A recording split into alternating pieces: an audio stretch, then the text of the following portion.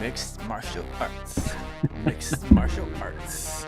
MMA stands for mixed martial arts. Yeah! It does. It does indeed. Mixed martial arts just continues on. Events all the time. UFC back again tomorrow. UFC Vegas 43, and then they're off for Thanksgiving break. Main event tomorrow, Miesha Tate versus Ketlen Vieira. Some really interesting fights in this card, and we'll talk all about it right here on the live UFC Vegas 43 preview show here on MMAfighting.com. Apologies for the delay, a couple of technical difficulties, but we are here, and we are scheduled to be joined by a very special guest later on as well, so stay tuned for that. I am Mike Heck, Casey Leydon on the ones and twos. Got the Houston tee on. Yeah. Houston Muay Thai, is that what it is? Yeah, Houston Muay Thai. Nice. It was a gift from, I forgot his last name, but Bob, the striking coach for Derek Lewis. You've seen Bob, the mustache. Perez? And Bob Perez, that's it, yeah. So he gifted me this a while back, so I was like, oh. And when he gave it to me, he was like, oh, this is pretty small. So I had to slim down, so now it fits all snug now. I like it. There you go. So we are scheduled to be joined in a matter of moments, I believe, probably in the next 5 or so minutes, by Andrea KGB Lee, coming off her big win over Cynthia Calvillo. Just a ferocious performance, second consecutive finish for her. So she will join us to talk about that victory, what could be next, and we'll have her break down the main event between Miesha Tate and Ketlen Vieira, and then even a big fight in her division between Joanne Wood and Taila Santos as well. So we'll get to the main event in a little bit. I know that's the marquee, but before Andrea gets here, let's talk about the co-main event, because this is a very interesting fight. This is a fight a lot of people are excited about. Michael Chiesa looking to get back on track after the loss to Vicente Luque, and he's got a tall order in front of him in the undefeated Sean Brady, who is 14-0. He's been waiting for this step up in competition, waiting for a top 15 guy, waiting for a big opportunity. He was scheduled to fight Kevin Lee. He had to fall out of that fight, withdraw, because he had a nasty staph infection, dealing with some just nasty stuff. You guys saw the photos if you checked it out on the website. But D-Rod stepped in for that. Now Sean Brady gets Michael Chiesa in a big spot here. So your thoughts on this matchup, man? This is the classic UFC vet versus the guy looking to make that next step. First of all, I absolutely love this matchup. I loved Sean Brady versus Kevin Lee. I love this matchup just even more, maybe, actually. This is a big fight for both of them. For Michael Chiesa, especially. I want to say Michael Chiesa is a future title contender, and losing to Luque, that's fine. You lost to another great fighter. I thought Michael Chiesa was that guy that can fight for the title after he beat Neil Magny, and Neil Magny's kind of that I'm a gatekeeper to kind of like that top five top five area. Chiesa's not there yet, so they put him against someone like Sean Brady, and Sean Brady so far looks amazing, and it's a bit of a mystery how much he's going to be with the injury that's going to affect him or not. But I'm going to go ahead and assume this is the best Sean Brady we've ever seen. So this is just a super exciting fight. I love it. I really like this. This is what co-main events for fight night should be. Just an excellent, and it's just a great matchup with a lot of high stakes. Not necessarily the guys fighting for the title next, but whoever wins this fight, especially if Brady looks good, we're going to be going, oh, crap, man. Watch out, Usman, in a couple years. You got Sean Brady on your tail. What's always interesting about Michael Chiesa in general is every time you never understand how big he is until he does the face-offs after the weigh-ins, because Brady's a big guy. Brady's a big welterweight, and Chiesa's bigger than him. Even the height-wise, it's easy to see how much bigger Michael Chiesa is than Sean Brady. It's always shocking. And then you think about two and a half years ago, Michael Chiesa was fighting at 155 pounds. It's just insane. How that man weighed 155, how he makes 170 is insane, but him making 155 is unbelievable. This is a really good fight. I like the matchmaking here a lot. Kudos to Chiesa, because he's in a position where he could easily have just said, nah, I'm not going to fight an up-and-comer. I'll wait for somebody a little bit bigger. He could have even thrown his name into the Shemaev sweepstakes. That's obviously a bigger fight, but he's here fighting a guy like Sean Brady, so I think he gets a lot of credit here. What are your thoughts on the actual? Sorry. Yeah, go ahead.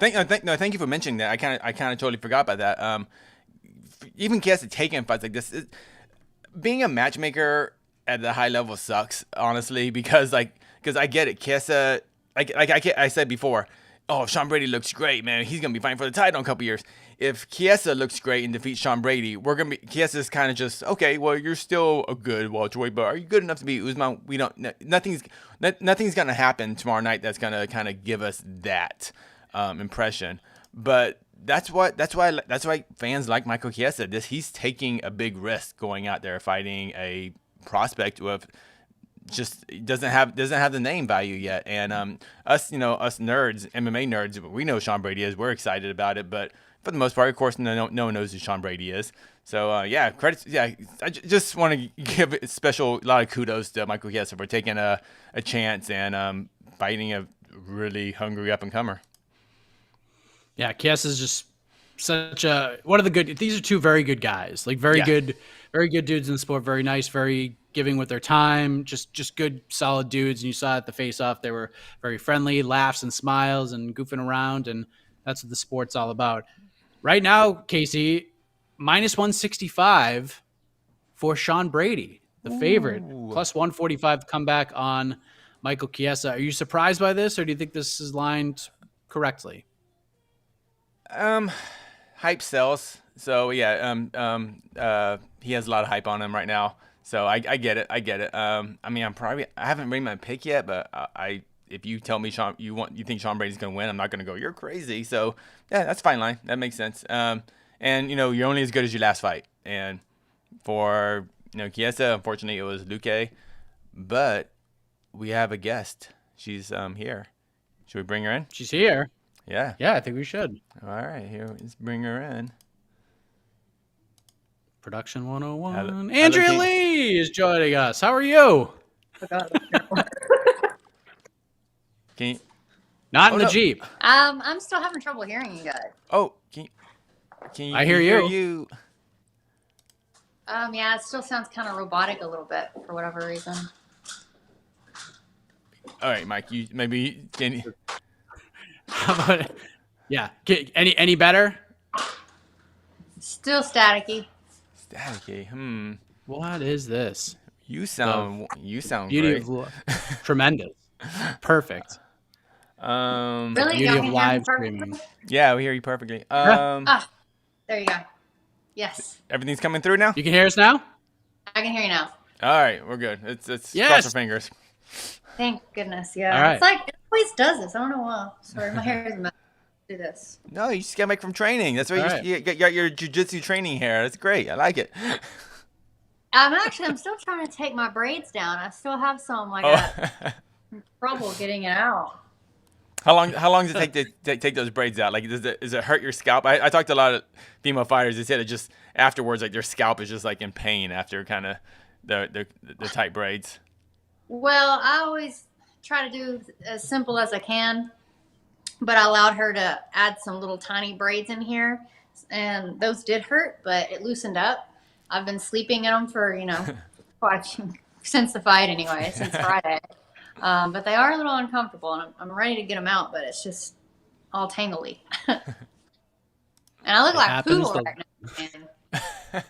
Like, pulled it back. The life of a fighter. Poodle. Well, thank you for joining us, Andrea. Much appreciated. Congratulations on the victory over Cynthia Calvillo. How does it all feel? 6 days after the fact, we're here celebrating victory. You're back in the gym, getting the hair unbraided still at this point. So how does it all feel 6 days later? It feels great. I'm really satisfied with my performance. I'm satisfied with the win. And, fighting Cynthia was, it was an honor. And I really like Cynthia. And I think she's an incredible fighter. But I'm very happy that I walked away with my hand raised.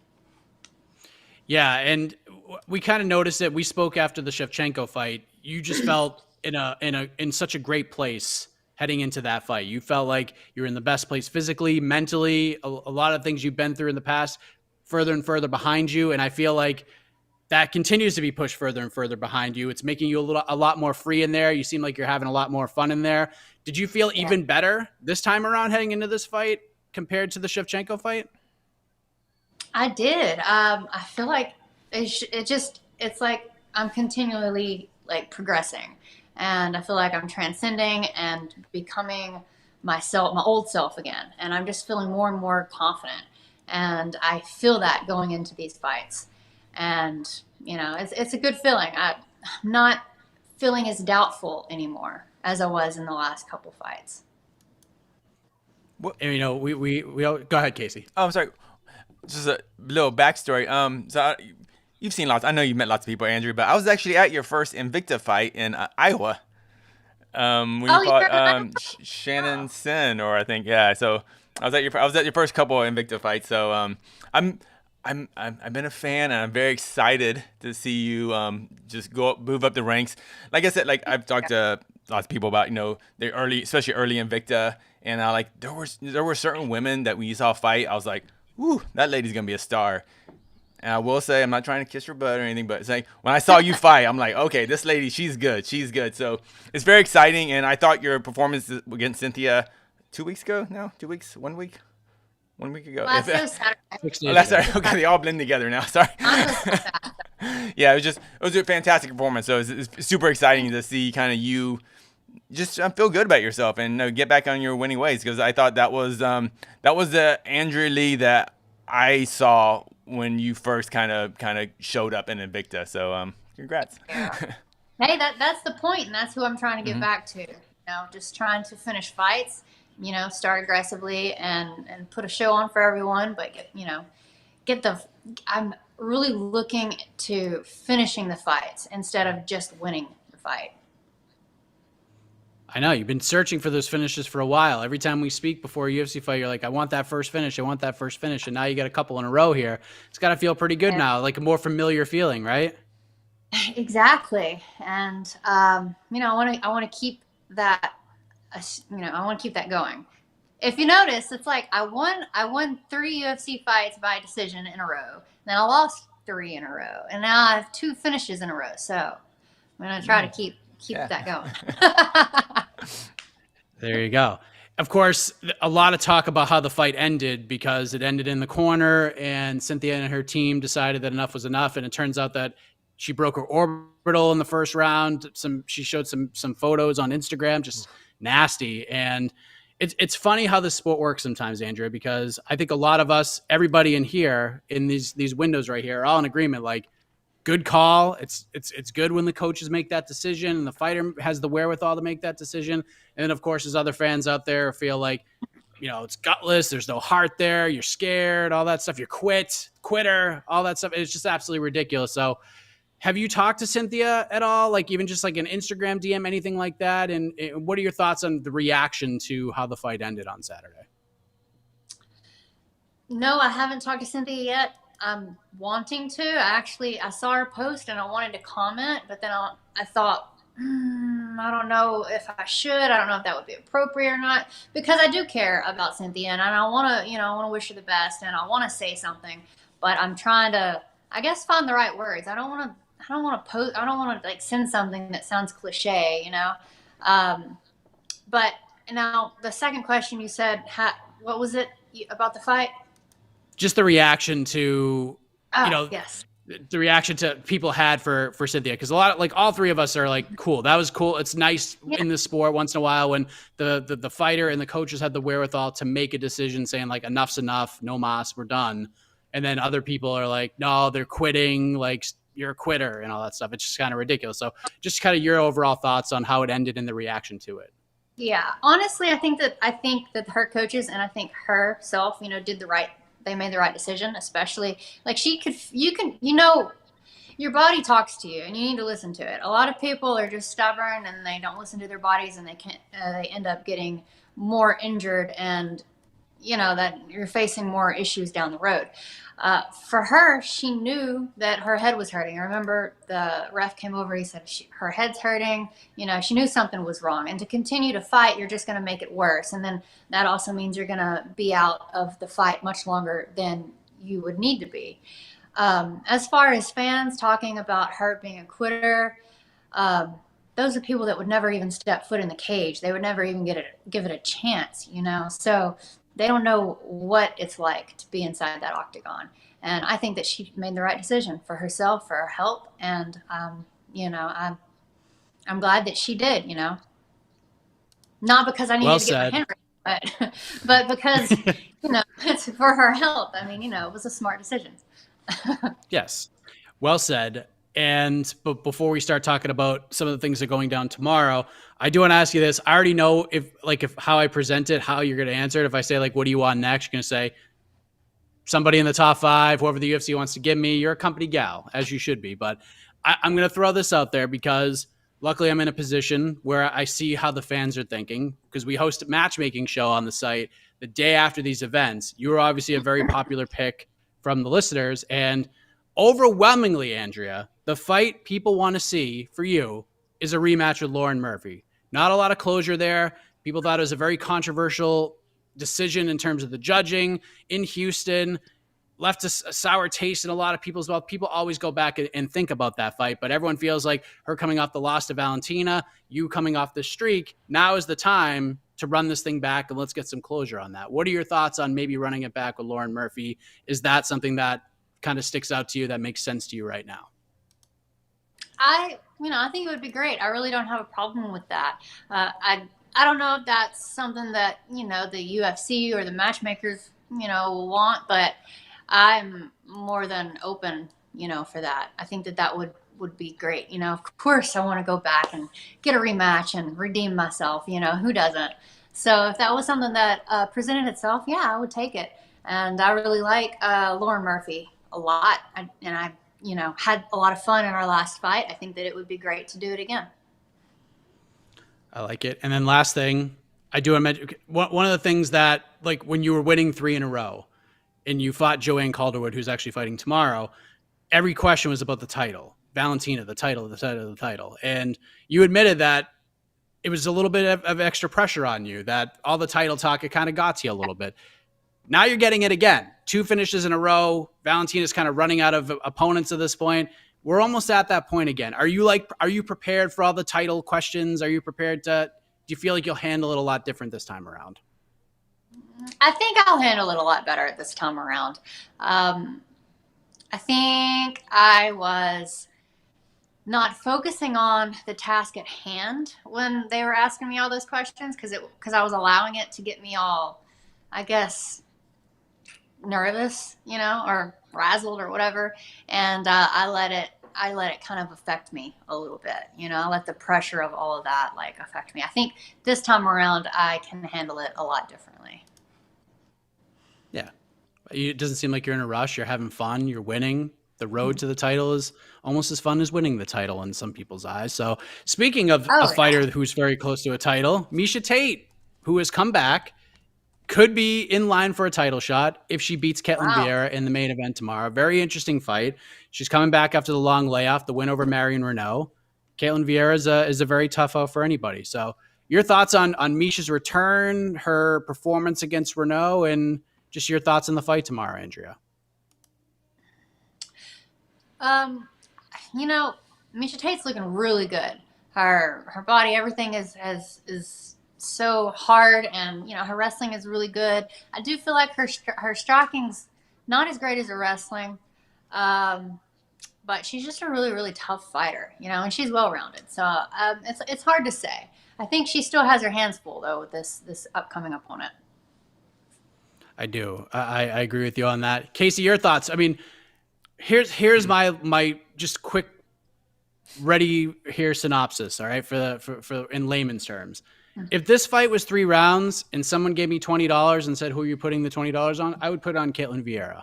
However, the fact that this is 5 rounds makes this fight a lot more interesting, because Miesha Tate is a grinder. She's a workhorse, and I think she thrives in situations like this, especially when she's on her A game, which it seems to be in that position, Case. So do you think the 5 rounds favors Miesha Tate here a lot more than it favors Ketlen Vieira? What are your thoughts overall on the matchup and this piece of business that's going to close the show tomorrow? Yeah, I pretty much agree with what you said, Mike. It's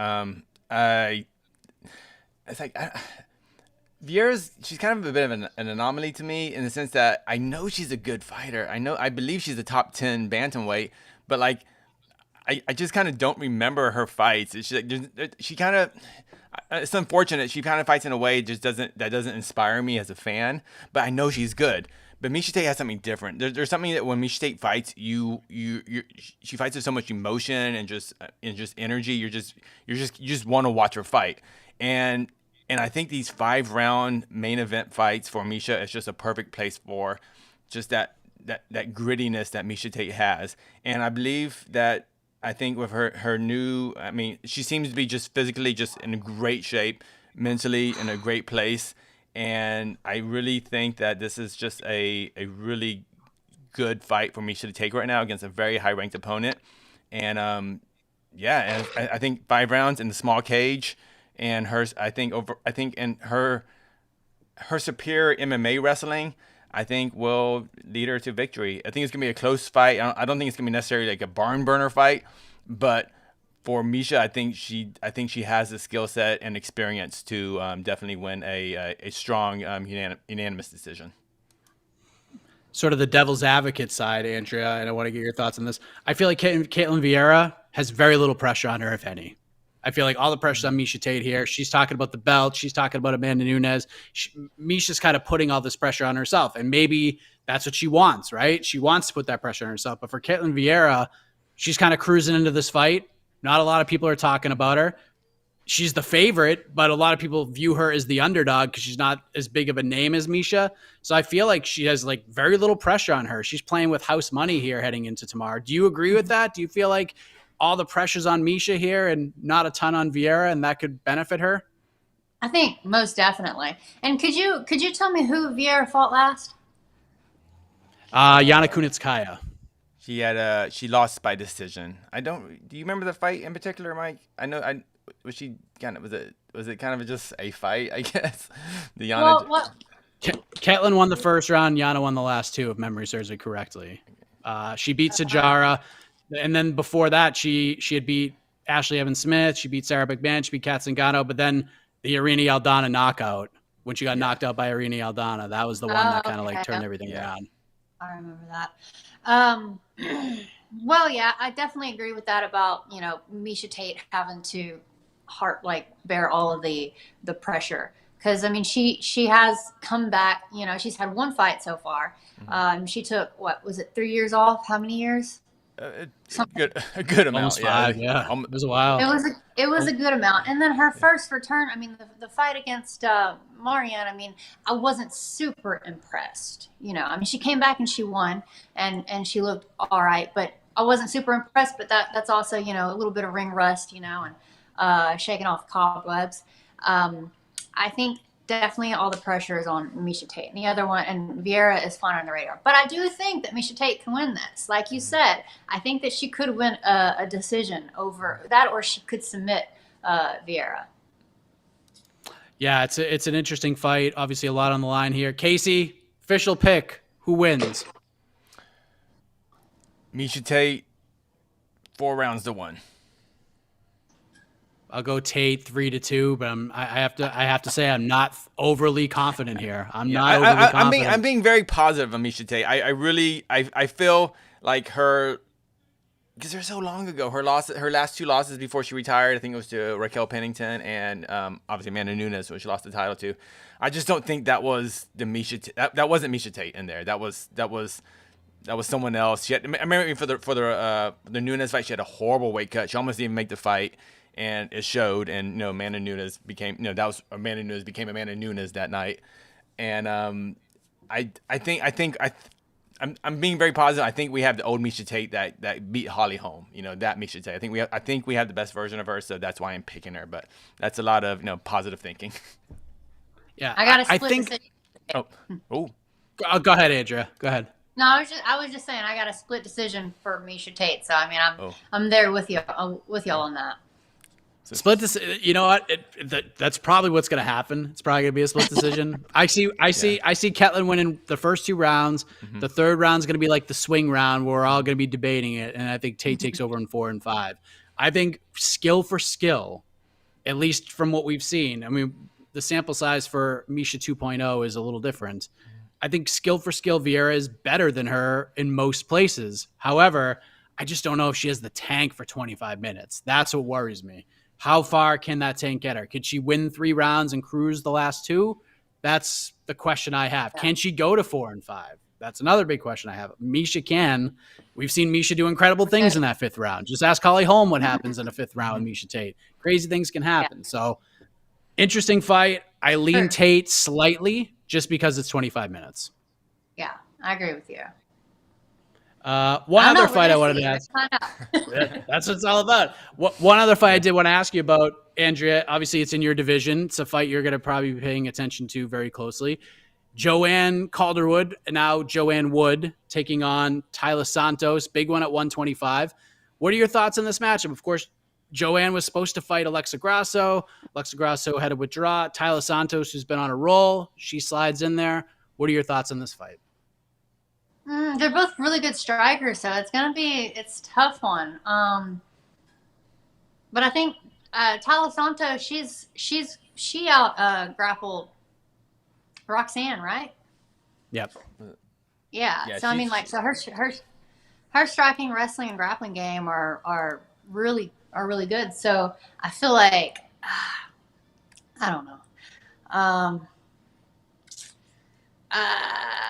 It's kind of tough. I mean, I think that they both have their hands full with each other. But I kind of got Taila, I think. But I really, I don't know. I'd like to see JoJo get her shot, at Valentina. I'd like to see how that goes. Yeah. But I think Taila might etch out that win. Are you a JoJo fan, even though she was your opponent once? I am a JoJo fan. I really am. When I first watched her fight in Invicta at 115, like I became a fan of hers. Like the way she mixed her striking up, her knees, her elbows, and then also I loved her accent. Yeah. Remember in Vegas she used to fight. She used to fight in that little kilt too. It was the greatest. Yeah. I don't know. Like I love that. I liked her character. And I'm still a fan. So I'd have lost to JoJo. But maybe I'll get to redeem myself with that one too. Hey, the Andrea Lee rematch tour. I like this. Yeah, I'm kind of on the Santos train right now too. I think the loss to Mara Barella was kind of anomaly, unicornish. Yeah. I just feel like she was just kind of off that night. Maybe it was the jitters of your first UFC fight, but I mean, you see when she's done lately, she's been completely dominant in her next 3 fights. Beating Roxy, beating Jillian Robertson. She's on fire right now. I feel like the way she mixes up her striking, the way she can go to her wrestling, way she can control people once she gets on top. She's very strong up top. And once you get taken down and put on your back, it's very difficult to get back up. So I feel like Santos can do it, but man, Joanne Wood is tough. She's a dog, man. She's a dog. She's going to make this thing interesting, but I'm leaning Taila Santos as well. Your thoughts, Casey? Yeah, it'll be a fun fight. Yeah. I'm a fan of JoJo. I think everyone's a fan of JoJo, but just from the grappling standpoint, Santos is just right now. She seems just like a beast. She seems to be making weight very easily. I assume easily, and she's showing up at her best.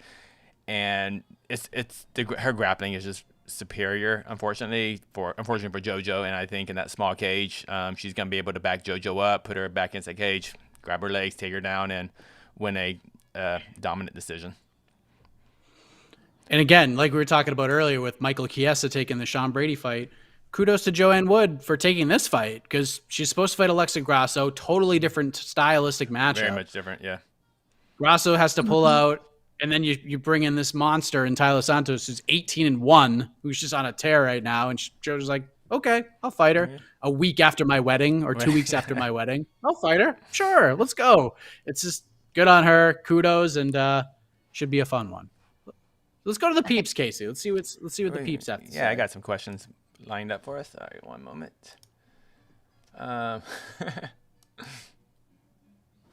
Sorry, that's way too small. Hold on.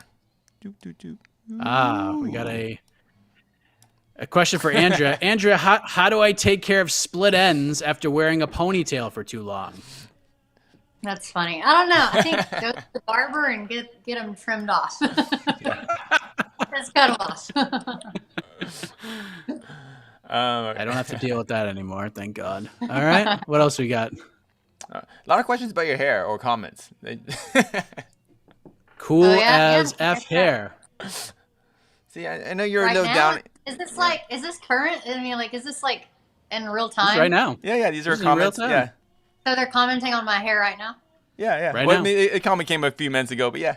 Huh. Thank you. I appreciate it. This is my workout hair. This is my after the fight hair. I mean, it's really quite a mess. It's a mess. See that? But I still got these little braids right here. I'm still trying to get these side braids out over here. It's just taking me some time. Here's the mess. I look like a wet poodle. All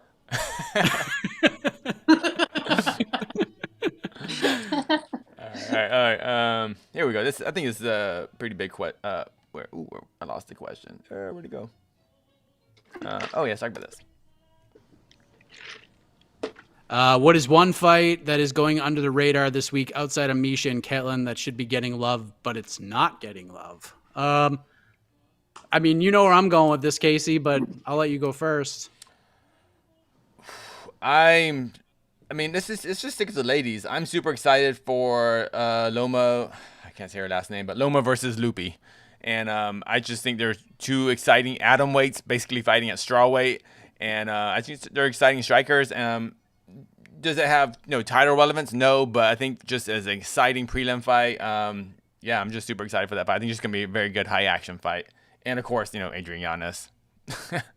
Yes, that's the answer. Yeah, that's going the to Houston. answer. Yeah.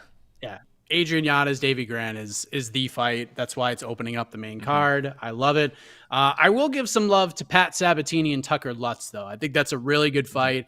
I think that's probably the closest fight on paper, in my opinion, on this entire card, because both guys are not necessarily like green, but they're both improving at the same rate.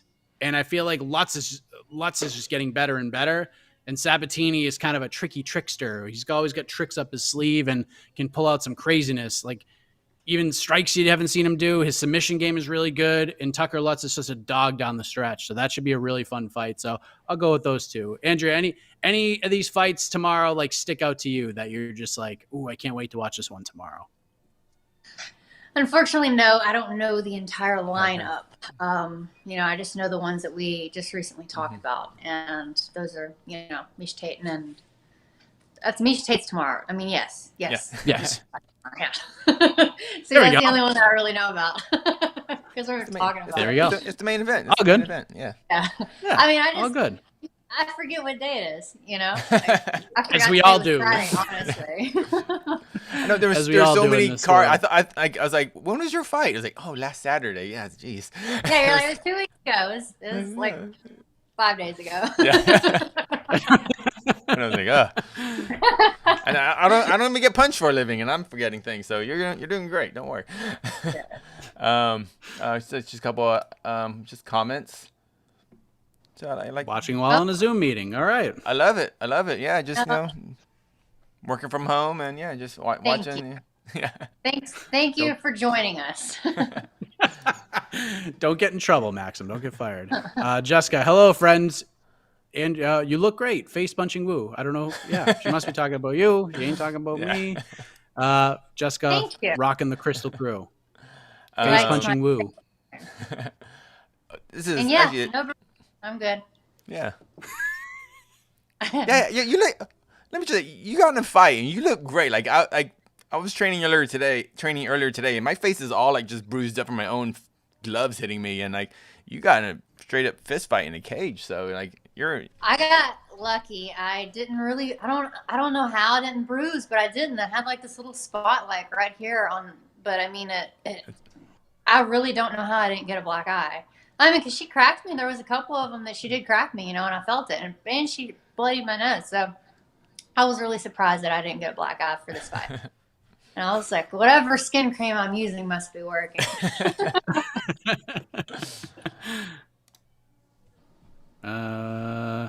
Even if Miesha ekes out a decision, well, this is a good question. Does she get a title shot or does she need a finish? What do you think about that, Casey? Do you think any win is enough to get her a title shot? I think so. Honestly, I think so. I think Miesha Tate's name, being a former champion, and just with Vieira's ranking, as long as Tate gets that W, I think that's all that matters. And this is all, and this is also, I'm assuming Amanda Nunes beats Julia Pena. If Julia Pena beats Amanda Nunes, then things change up. Who knows? I'm not sure. Might do a rematch. Who knows? But assuming Nunes wins and Miesha, just as long as she gets that W, I think if Miesha wants it, it's hers for the taking. Honestly, if she gets, I think her name value is enough, and I think with the women's bantamweight division and no one's really on a win streak. Everyone kind of just keeps losing to each other. There's no kind of surging anyone. There's no surging prospect at 135 for the ladies right now. Yeah, I think Miesha. This is that's why it's such a big fight for her. I think it's such a big fight. Mm-hmm. I think any win gets her a title shot, especially if Amanda wins. And the biggest reason why is on top of what you just said, Casey. We don't know how much longer Amanda's going to do this for. Yeah. Like, we might get 2-3 more fights out of her. Like, what else does she need to prove in this sport? I mean, maybe she wants to keep going for 5 years. I don't really see that. So at this point, like, if you're going to do this sort of quasi Amanda Nunes farewell tour, you want to give her the biggest fights possible. And with what is available, it's Miesha Tate, it's Valentina Shevchenko, and if you could somehow get Kayla Harrison on board, I don't think it's going to happen, but if somehow you could get her in there, that's 3. But yeah, and I would say doubtful on Harrison. So you got to make Tate happen before she calls it a career. Get that rematch in there. It's the biggest fight you can make at 135 right now outside of Valentina Shevchenko. And I have a feeling they'll make that fight at some point too. So I would say any win gets Tate a title shot as long as Nunes beats Juliana Pena. What do you think? What do you think, Andrea? Any win gets her a title fight? Yeah, I feel like it. I think that's just the fight that everybody wants to see. You know, like you said, Amanda Nunes has already she's running out of people to fight, and Miesha Tate coming back. That's the fight to make, I think. And I think there's a good easy storyline to sell because I mean, I don't know if you remember UFC 200. Miesha looked. I mean, she came in. I think they have to be in there by 11 o'clock. She like walked in the door like at 10:59. She was so close to not even making the scale, and she just had the worst weight cut. And I'm not saying it. I'm not saying Miesha Tate at 100%, beats Amanda Nunes, but I really believe the fight that we saw at UFC 200 wasn't. That was like the worst Miesha Tate and the best Amanda Nunes. So I still think it's a very competitive match. If Miesha Tate wins, and I mean, the way Amanda Nunes does lose, if she gets put on her back, she does lose fights. She lost in Invicta. She lost to Alexis Davis. Kat Zingano put her on her back and finished her.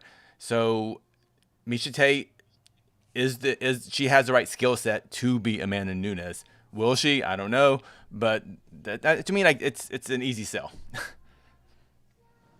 I think so. I'm with you. For sure. Yeah. Oh, yeah. Take like 1 or 2 more. I'm not wait, is someone that is KGB doing calendars anymore? Does that make is that? I am. Yeah, I still have calendars available too on my website. Oh, what is that? A calendar? What? Yeah, I do calendars. Me and my friend Andy, we do calendars.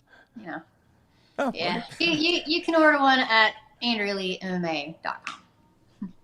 There you go. There you go. Let me get one more question. This might be for you, Mike. Is Adrian Yanez a future title challenger? He has so many skills. He's still very young. If he beats Grant, I'd like to see him fight a ranked opponent next. I think it's a little early to say future title challenger, but if we're just going on pure potential, I mean, would it shock me if Adrian Yanez fought for a title? No. The guy has dynamite in his hands. He's a tremendous boxer. He's got some good wins on his record. The one thing that kind of like slows that is that he's just in the division that he's in.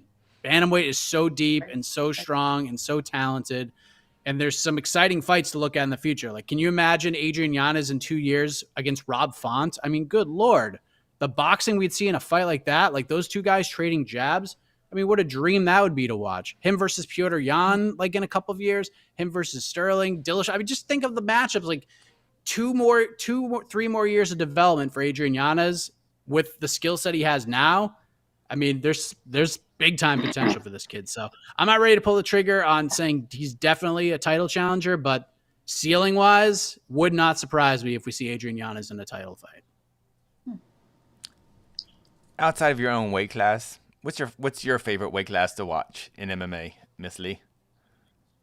Or do you have a favorite? Oh man, that's a tough one. The bantamweight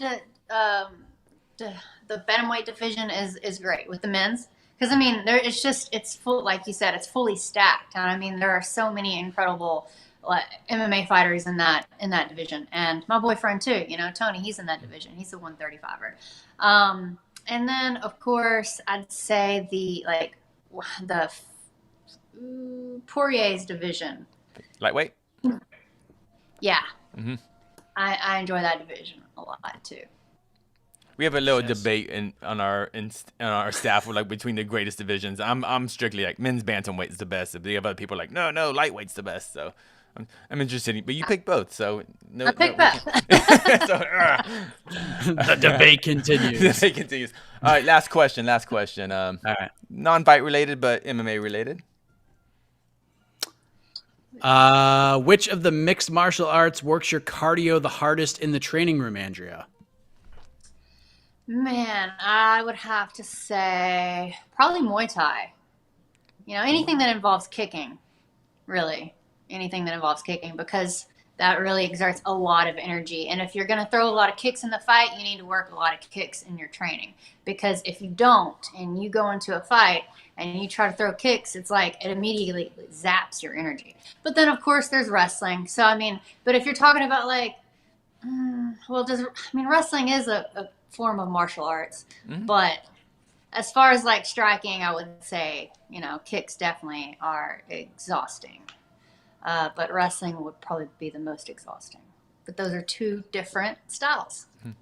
See, I would say Muay Thai works your cardio, but wrestling zaps your cardio the fastest. Yes, no, you're right. I mean, because when I started thinking about that, I'm like, well, I mean, I guess because wrestling was the most grinding. Yeah, that definitely zaps you completely. So it's exhausting. Both are exhausting, but definitely wrestling would be the one that's the most zapping. Like you think you have great cardio till you just wrestle for like 3 minutes, 4 minutes straight, and you're like, I can't do anything. Even just warming up, warm up, the stutter steps, the down blocks, the sprawls, the shots, and it's like you do that for like 2 minutes. It's exhausting on the legs, just having to stay in that spot. You just feel so out of shape, like, oh my god, I've never worked out ever. Apparently, legs. Yeah. My 8-year-old is doing MMA now, so a lot of the kids in this class were preparing for like a grappling tournament, so they've been like doing nothing but wrestling for like 3 weeks straight. So yeah, just watching him get in there and wrestle and try to grind it out I'm just like, man, I'm so glad I'm sitting here watching. You know what I mean? Exhausting on your back too. It's like you're having to like stay in that little low stance. Ugh. Yeah. So how they do it.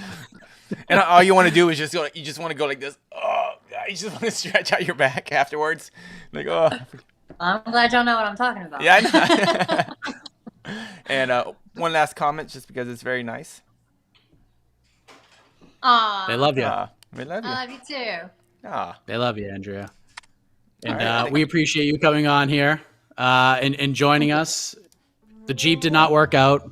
We always deal with the Jeep, Andrea. Every time we try to do these, the Jeep is involved, and now we're here. People commented about your hair. They love you, KGB, and we appreciate you coming on and joining us. Any final words for the peeps before we say goodbye? I just thank you for all the support and the continued support. I appreciate it. Thank you. Mwah. Love you. All right. Thank you to Andrea Lee. For Casey Leydon, I am Mike Heck. Thank you for watching the UFC Vegas 43 preview show here at MMAfighting.com. Tomorrow, we'll be covering the event, obviously, pre-fight Q&A, 30 minutes before the prelims, and then all your post-fight coverage as well. So until then, enjoy the rest of your day, everybody. Thank you.